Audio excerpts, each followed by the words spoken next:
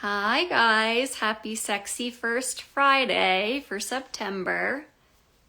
We have a special guest, special treat for this month. So I'm gonna just wait for our guest to join.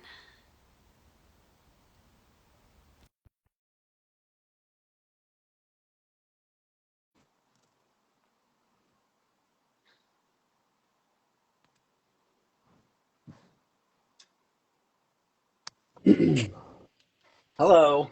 Hi Michael, How's it going? pretty good. How are you? Not too bad. Not too bad. Yeah, it's a nice day. Nice day outside, so doing great. I might need Lyndsey to Yeah, request to join again.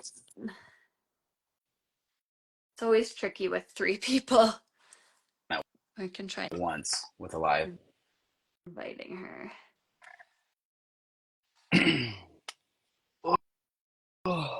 We start a few minutes early because sometimes we have a little bit of technical difficulties.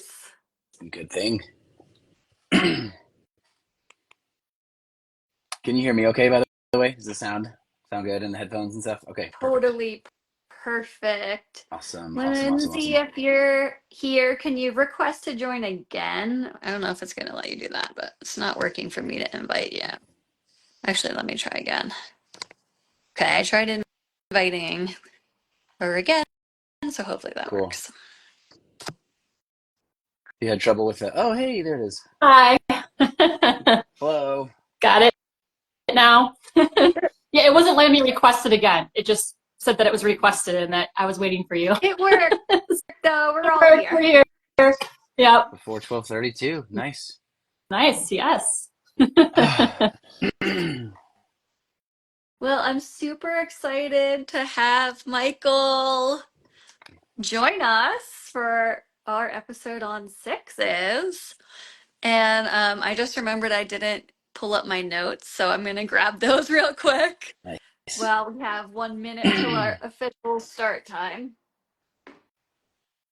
How are you guys Oh, doing today? the people watching or me and Lindsay? Everyone, Everyone. everyone. I'm doing well. Ah, Vanessa's watching. Cool. Hey, Vanessa. I know Vanessa really well, and she's on right now. Yeah. So that's cool. Well, welcome, Vanessa. Hi, Ah, Vanessa.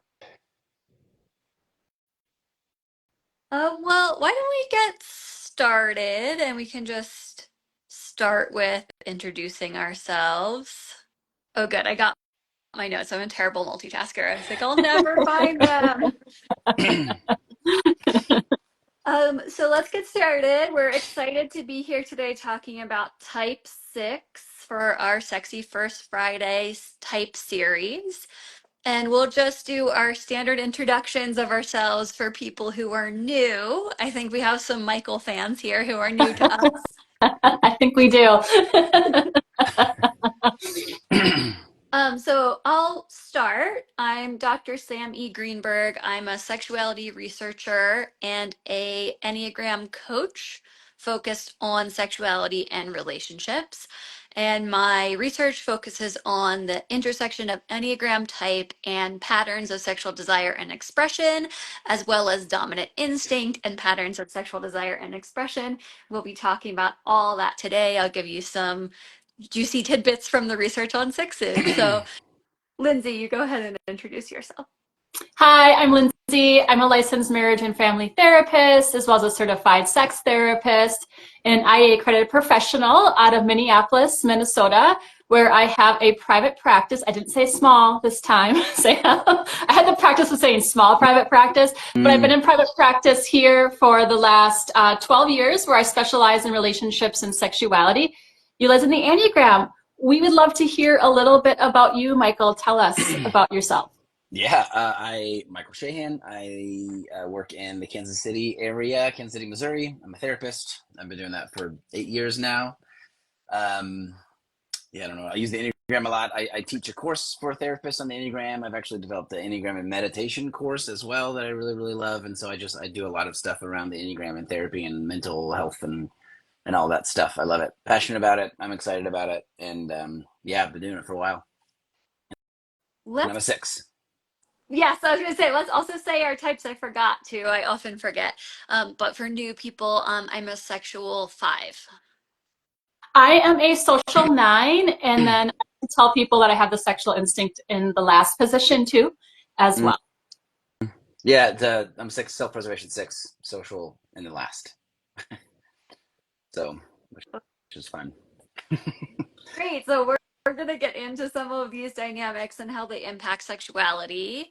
But first, let me just, if you're new here, tell you about this series specifically that we're doing. So we do Sexy First Friday, Lyndsey and I, every first Friday of the month on topics related to sexuality, relationships, and the Enneagram.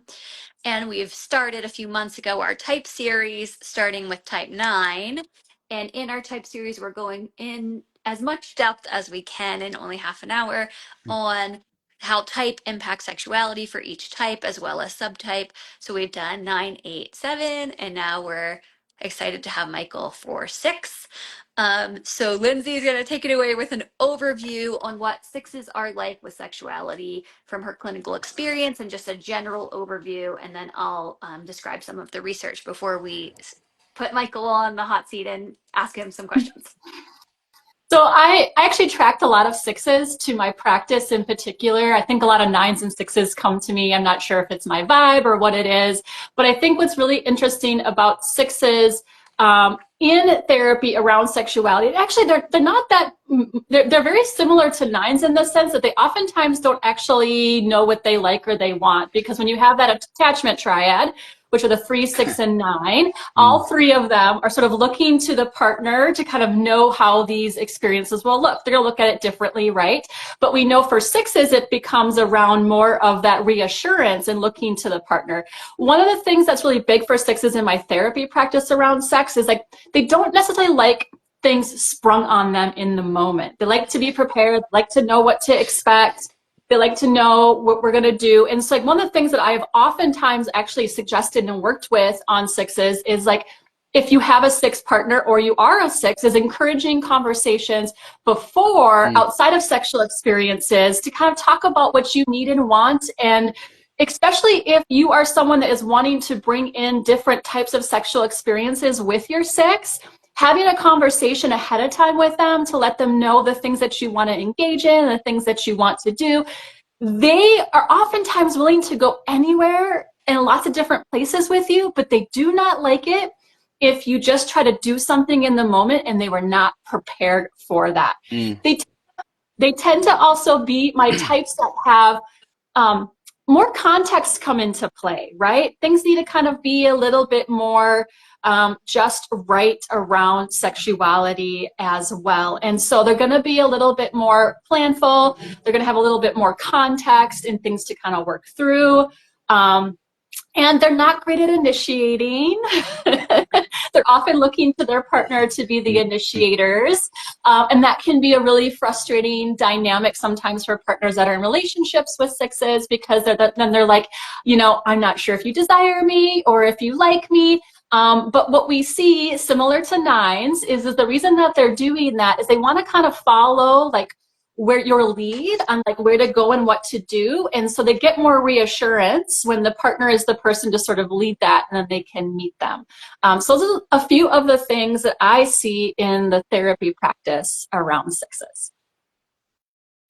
And I'll add, before I get into the data, I think for 6s specifically, more than 9s, the reason they're not initiating is because there's that big fear of rejection for Mm. 6s. And they want to be absolutely sure that the partner is going to say yes or be in the mood before they would consider initiating. There's a real fear and nervousness around rejection. And then with the, don't spring things on them, you can do like a planned spontaneity where you say like, let's try this new awesome thing, like, today, tomorrow. If the 6 is prepared beforehand, it doesn't have to be way before. There are some of the most open, try things, go along with what you want partners. Surprisingly, maybe to some, sixes actually are a great fit for some of the folks that have like maybe a little bit more offbeat, like sexual interest, because sixes are really accepting. Mm. They just want to be prepared in advance.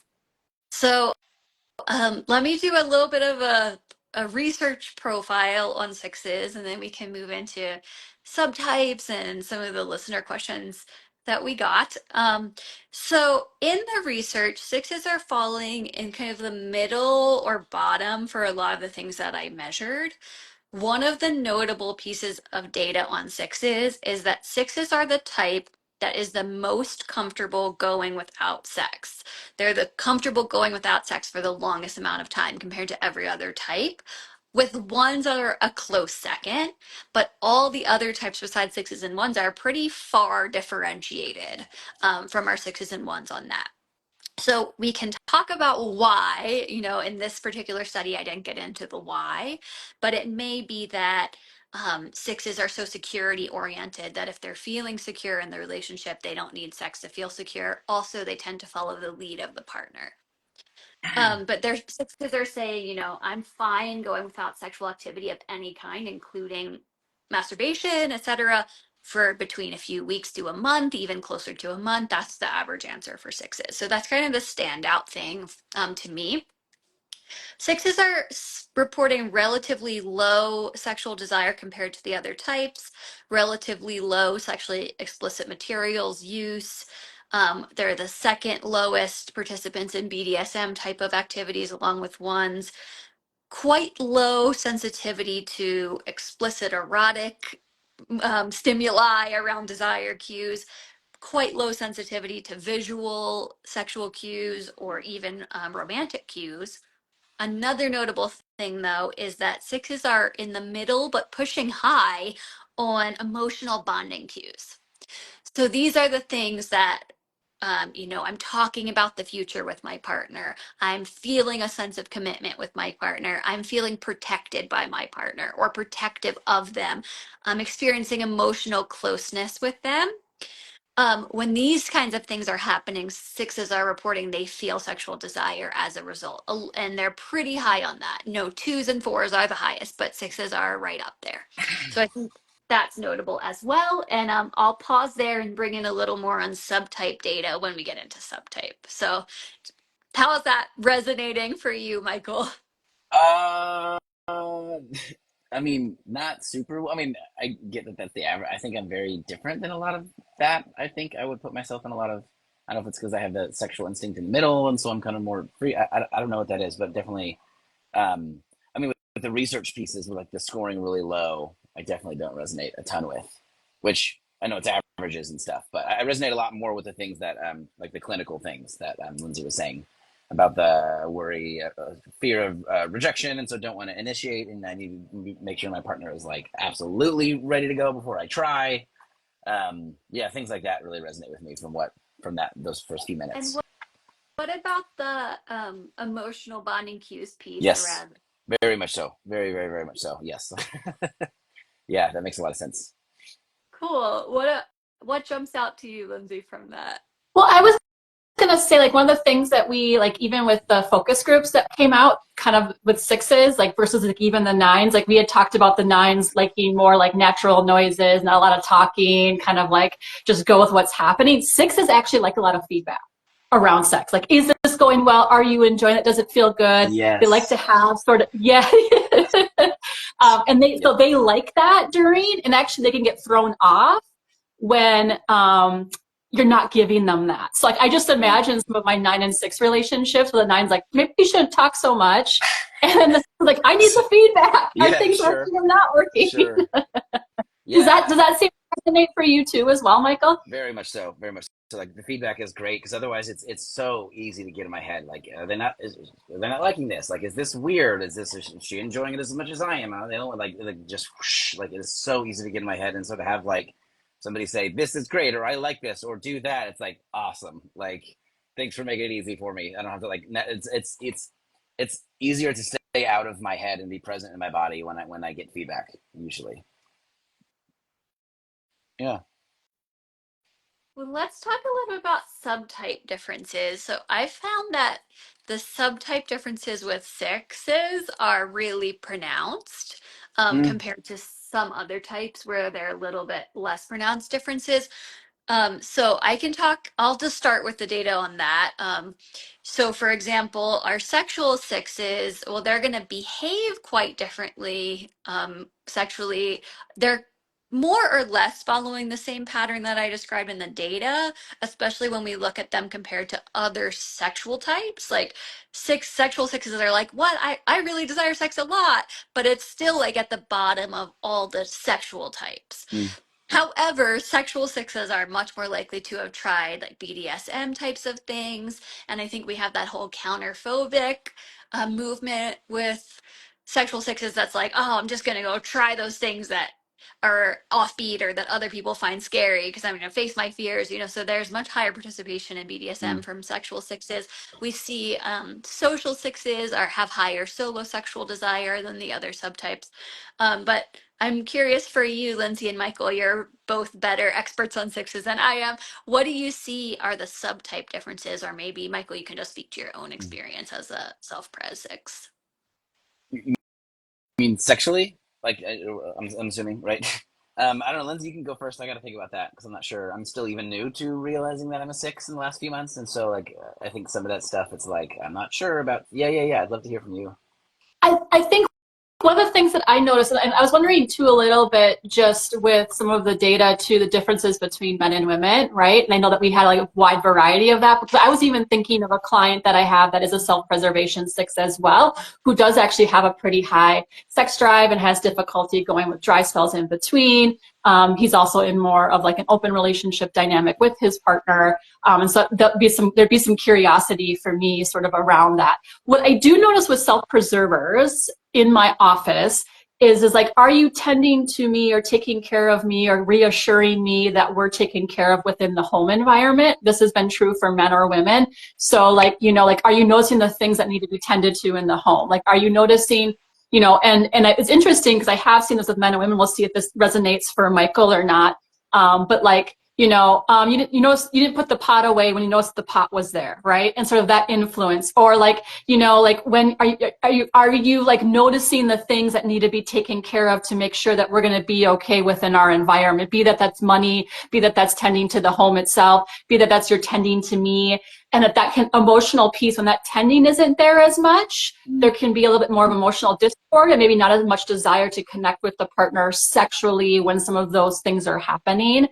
Which I think has been interesting as well. I think with the sexual dominant instinct is a little bit more of like a pushing against is one of the things that I notice that can appear almost a little bit more eight-ish, wanting to take control more of the situation of what's happening sexually, where typically, you know, I do see your self-preservers and your social dominants sort of looking to the partner more.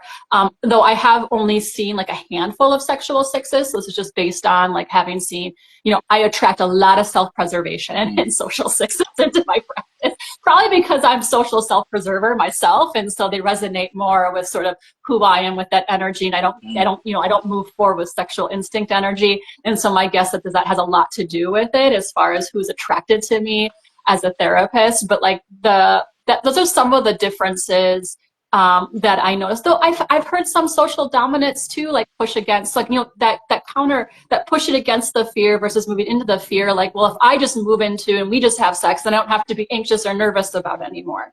You know, I've heard that from like a social six before, and I would move into situations much more quickly than maybe I was ready for, just to get over the anxiety about how it would go, or if we'd be okay, or if we'd be connected, or any of these types of things. Social dominance a little bit will be a little bit more to like, do I need to move into sex with you more quickly to keep that bonding and connection going?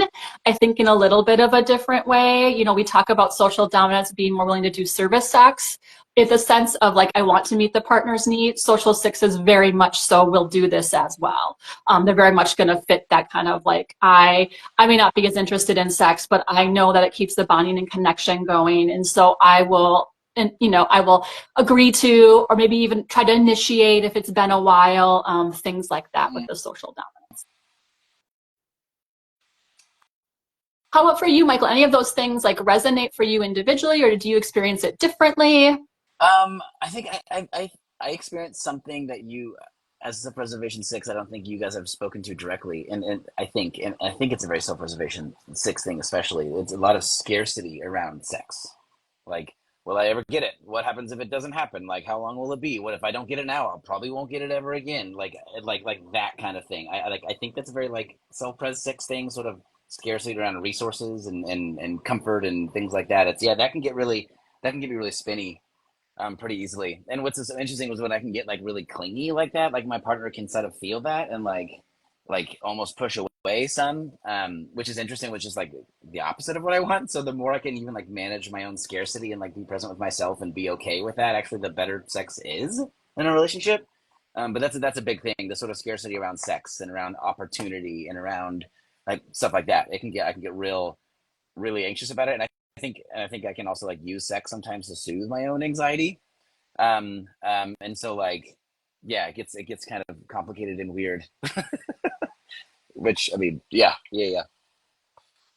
That completely resonates from what you're saying that I have seen with sixes. So one of the things I think is interesting too is like a bonded close relationship in the purpose of sex. And then like if I'm having difficulty or disconnection, I have seen men sometimes be like, sex is the affirmation that the relationship is okay. Like if we're not, if we're not close or scarcity, right? Like when am I going to get it next? Yeah. And I think in my case, I'm thinking about one client who is a self-preservation six and the partner is a nine. It's sort of like, the nine's maybe not as interested. Okay, well, where then do I get to get it? Because when's my sexual life going to be over? A fear around that sometimes too. That I see would make sense from what you're saying too. Yeah. It's my partner's a nine too, so we have that six and nine dynamic, and I'm not sure if this is common with nines or sixes, but my partner read this book a while back about like two different types of like sexuality. One is spontaneous and one is, do you know what I'm talking about? And the other thing is more like you have to be worked into it sort of slowly. And I'm definitely way more spontaneous. And she is not. For me, it's like, oh my God, I've had a hard day. Like this would be nice. And she's like, I've had a hard day. This is not what I want to do. I need to like relax and be comfortable first and work into it. So it's very interesting and very opposite dynamic in a lot of ways that I actually think we manage like really just nice. Um, that's probably we have to do a whole episode on responsive versus spontaneous Yes, that's desire. what it Actually, that's like yeah. Okay. that's a really good topic for another episode. But for us, Lyndsey, but one of the things with that is that oftentimes men of any type are more spontaneous, Sure. and women of any type can be more responsive, just as a general rule. Although any gender can be any Yeah. of them. Yeah, sure. That makes sense. Well, we had quite a few Yeah. questions that came in for sixes that we'd love to hear your perspective on, Michael, and yours too, Lyndsey. And it doesn't have to be about your personal life if you don't want. It can be, what you've seen with clinically or just your perspective in general. But one of the ones that came in was, how do you encourage a six to initiate sex? My partner never does. I don't know if they desire me, if they're even interested. I'm tired of being the one who initiates. So what would be your advice for someone, partnered with a six who's wanting the six to initiate more? I mean, that may be more of a Lindsay thing for sure, because that's not the dynamic in my relationship, like at all. So technically, advice I'd give for a six, but that may be better for Lindsay to speak to since you've worked with people. Well, it's interesting, Michael, because the two types that have the lowest sexual desire are 6 and 9. And so, so you're also in dynamic with, so like it is interesting to kind of see like, okay, then who is the initiator when you have a 6-9 dynamic, right? Sure. And so what you're Sure. saying is in this case, it becomes you, the 6 versus the 9, which actually makes sense. Sure. Because the 6 would be the one that would actually be more verbal about what's happening or not happening around a relationship and things like that, where the 9 would just be like going with the flow, not bringing it up, maybe resentful in the background. Sure. But I think that, one is, it's all about talking about sex, right? Like we should be having conversations with our partners around sexuality, like what our expectations and our wants are. And also too, is it's like, is it possible that your partner is initiating sex and you're missing it? Sometimes that can happen. That's huge with 9s. I haven't heard of that as much with sixes, but I would imagine a similar thing happens with them as well. Like, maybe I desire you or interest you, and I'm looking for reassurance when there's space to go in there or not, right? And this may be different versus, a six that's a woman versus a six that's a man. I imagine it would be quite a bit actually, especially around like authority stuff for women. There's sort of like these messages around sexuality that men should be the leaders, they're the ones that make the moves. And so I wonder about that dynamic even, right, between men and women as initiators. Men that are sixes might feel more pressure to be put in the position of initiator, even if they don't want to be, versus women might not initiate because that's what they've been told is how women should sort of operate, right?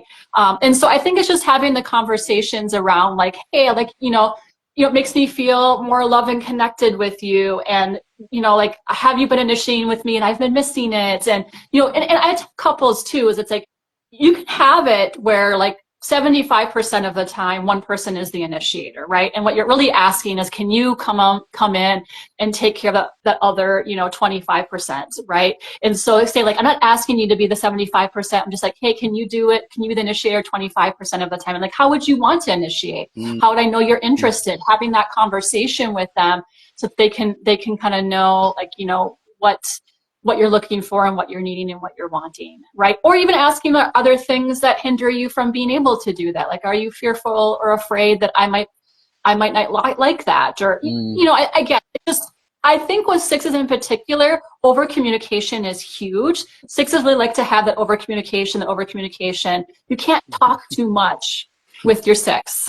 It actually creates a lot of reassurance for them. Yeah, that's so true. I'm thinking about even the times that, like, I mean, initiating can be very, very scary for me. Like you said earlier, I need to like be sure that you're going to be okay. So like, if my partner will let me know that she is interested, like, hey, tonight I'm interested, then for me to like initiate feels so much easier. Like, there's all this like, yeah, I have to talk myself into it. What if this happens? What should I ask? Like, I feel that like on the edge of about to be rejected, so this is scary to do. But if she's told me like, hey, I'm interested tonight, then it's like, cool, this is less scary. So yeah, yes. That's perfect. I was going to bring that up as well. Is like the number one thing is make it completely clear that you'll say Yes. yes. Oh my God. Yes. I mean, like, and of course, I can't always get that. My partner, I talk about that, like, cause she doesn't like, she's hesitant to say tonight, yes, it's go time, because like, what if she has a bad day or whatever? And so it's like kind of trying to say yes, but hold it loosely and recognize something does really change. I know that that'd be really hard for her to say that, and I can appreciate that, but also be sad at the same time. This kind of like, yeah, just very, very communicative about all of it. Just like really helps. Really helps. And you do have a little bit of a different dynamic because a 9-6 relationship's one of the only type pairings with a six where the six would be the More. leader Sure. usually. Yeah, sure. So it's a little bit flipped from what, a six with Sure. almost other type would experience. Yeah, that makes Um, sense. Another question that's almost the opposite question. If someone's nervous about approaching a six for sex, how could they best bring it up? What do you guys think? Nervous about approaching a six for sex. How do you want to be approached for sex, I guess? That's a good question. Um, I think it's approaching me or whatever, and like I think confidence maybe is nice, because it's like if you know what you want and you make the decisions and you think it's right, then like I don't have to do any thinking about it. Like I can see that being nice for me. Like yeah, like let's do this, and I've thought it all out. Like okay, cool. Like that's yeah, that's nice for me. It takes away a lot of the I don't know, like the mental and emotional effort of trying to make decisions. And what if this? No, that probably won't work. No, but what about that? Well, last time it didn't work. Will it work this time? Do I even like that actually? Like that. It just kind of shuts all that stuff off when someone is like confident or knows what they want or kind of asks directly. I think in a lot of ways. That's really good advice. Okay. That was super helpful. Okay. Cool. Um, Good. and then pretty similar question. Someone was saying I find it difficult for my six partner to be spontaneous in the moment. This is probably a 7, but they didn't say. Um, if I suggest something, it throws them Hmm. off during a sexual encounter. So it switches the mood. So what do I do? And I'll just say one quick word about that is that we kind of covered like the planned spontaneity thing is like you're gonna have to back up the spontaneity to be a few minutes before you get down Sure. rather than in the middle. That's my advice. But what do you think, Michael? I think that makes sense. I think I can be spontaneous if I really, really trust my partner and know that my partner has my best interest in mind too, and I believe that about them. Then I think I can trust the spontaneity a lot better. I think I have a lot of spontaneous thoughts of what I would like to try, but like hardly ever they actually come out. I think in a lot of ways, or I just a lot of thinking about it, and then stupid iPhone thumbs up thing. Um, yeah, I think I can. Yeah, spontaneous for me is very, very risky myself, but I can enjoy spontaneity with my partner if they know, like, I mean, if it's almost like a planned spontaneity, not even like days or weeks or even hours in advance, even it could be right before, like, or even like a phone game that gives you like different things to try to like build things up like that. I feel like that's almost like a planned spontaneity. Like we know we're gonna do this, but also it's gonna be different every time, and we can say yes or no if we want, kind of thing. Like structure around spontaneity makes sense for me, and I think you were saying something. I think this is related. Just like how easily I can get in my head during sex, and I think likely something that's like spontaneous could push me in my head a little more because I haven't like thought about it. I need to like make sure it's all good or whatever. Even like yeah, getting in my head is one of the worst things that takes me out of the moment. Like, and it's hard to even like advice in general for sexes with sex. Like sex can be really passionate, and then all of a sudden you can stop and laugh about it, and then you can go to the bathroom or whatever. For me, if I'm holding on to this sex should look this way and needs to be structured this way, that stuff can be very difficult for me. Like, oh no, now we're never going to get back to the passionate because we're laughing now. And what if we don't do that again tonight and all these things? And so for me to be able to just like take a deep breath and just trust that it's going to be okay and it doesn't have to be done right or done perfect or done according to plan for it to be good. For me to like open myself up to accept that, I think the spontaneity of it is really good for me. So along that topic, to like, this will be okay. And if it's not okay this time, it'll be okay next time. Like it will be okay eventually. Like even if it feels weird. I don't know if that makes sense, but for me, that's been really helpful. That was a perfect note to Okay, actually cool. probably end on because we're at the end already. Um, I was gonna just ask, for general advice on how to Okay, be a great sex partner for a six, and you already started to say, some things that were really insightful. So cool. if there's anything you want to add on just how to be a great sex partner for a six, Yeah, I feel think free. yeah, I think the sex part not to like I don't know judge the anxiety or like to I think sometimes I'll get like I'll flare up with I mean I have some triggers around sex too for growing up in a very conservative evangelical environment, all these things, and sometimes I'll try something new and it'll just be rejected very quickly, and then like whoosh my stomach drops and I'm like, oh my god, well, just ruined the whole night, it's gonna be bad now, I'm not gonna get out of this. And like what she'll do sometimes is just like, let's just breathe together for a second and not do anything and then regulate ourselves. And then usually for a few minutes I have all these thoughts like, why even try this? This is dumb. It's not going to go anywhere. I should whatever. But as I calm down my own anxiety, I'm right back to wanting it in the moment again. So like, just to regulate my own anxiety and giving myself and for my partner to give me permission to like fall apart for a few minutes and not have that be like, okay, we're done now is huge, huge for me. That's I, so beautiful. I, Sorry, go ahead. I was going to add, like, one of the things I suggest so one of the things I do in therapy is I talk about trust position with clients when they're in a sexual encounter that you can move into. It's like snuggling or cuddling or holding. And I think it's actually what you're really referring to there, Yeah, Michael, is sure. that Yes. ability to do that. And sixes in particular can really Mm, benefit from something like that to okay. Yeah, existing. sure. To have that connection again with the partner and know like, hey, we're okay, and we can Yes. kind of keep moving into the We're sexual okay. experience. This is okay. Yes. Yeah. Like, oh, awesome. I'm back. I'm back online, back engaged. Let's do this. Kind of like once I can settle into that. Exactly. And then like on the opposite end of that, let's say you're a six, and I wanted to share this little tidbit of information. If you are a six and you need to be more prepared and more planful, and say you have a more spontaneous partner, right? Maybe you have a seven or you have an eight or you have some of these people that tend to be more spontaneous. You can plan to be sexual without letting them know. So like setting up that idea in your head of like, I want to move into sexuality with this person. I'm putting my energy into like maybe tomorrow I'm going to initiate sexuality. Maybe I have some ideas of like what I would like to do with my partner, and like you can surprise them, and it can be the spontaneous For experience for them, them. even though it was planned by you.